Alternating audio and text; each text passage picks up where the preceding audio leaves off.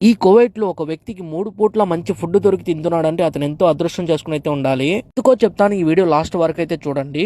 నేను పొద్దున్న 8:30కి అయితే ఆఫీస్కి అయితే వచ్చేసాను. పొద్దున్న ఎక్కడన్నా సింపుల్ గా ఒక 4 ఇడ్లీ తిందామని హోటల్కి వెళ్ళామనుకో ఖచ్చితంగా 150 రూపాయలు అయితే ఛార్జ్ చేస్తారు.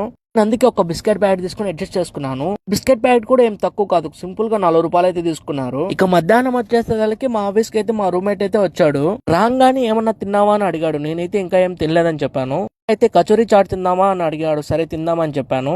సరే అని చెప్పి కినెట్ కార్డు ఇచ్చి పోయి తీసుకురామని చెప్పాడు. ఇక్కడికి వెళ్ళాలంటే 2 రోడ్లు అయితే దాటుకొని వెళ్ళాలి. దీని పేరు అలీ టవర్ అని అంటారు. ఇది వచ్చి మా ఆఫీస్ పక్కనే ఉంటుంది. తర్వాత నేరుగా కచోరీ చాట్ తీసుకుందామని చెప్పి లోపలికి అయితే వెళ్ళిపోయినాను. వెళ్ళి వెంటనే 2 కచోరీ చాట్లు అయితే ఆర్డర్ ఇచ్చాను. నీట్ గా పార్సల్ చేసి అయితే ఇచ్చేసారు. ఆ 2 కచోరీ చాట్లకు గాను 800 ఫిల్స్ అయితే ఛార్జ్ చేశారు. ఆ పార్సల్ తీసుకొని నేరుగా మా ఆఫీస్కి అయితే వెళ్ళిపోయినాను. ఒక పార్సల్ మా ఫ్రెండ్ ఒక పార్సల్ తీసుకొని ఇద్దరం తినేసాము. చూసారు కదా, ఇది బయట పనిచేసే వాళ్ళ పరిస్థితి. దానికి మంచి ఫుడ్ తినాలన్నా తినలేము. ఇంట్లో పనిచేసే వాళ్ళకన్నా 3 పూట్లు కాకపోయినా ఒక 2 పూట్లైనా మంచి ఫుడ్ దొరుకుతుంది. పనిచేసే మా పరిస్థితి డైలీ ఇలా పార్సల్ తెచ్చుకుని తినాలంటే వచ్చే జీతం అక్కడికి సరిపోతుంది.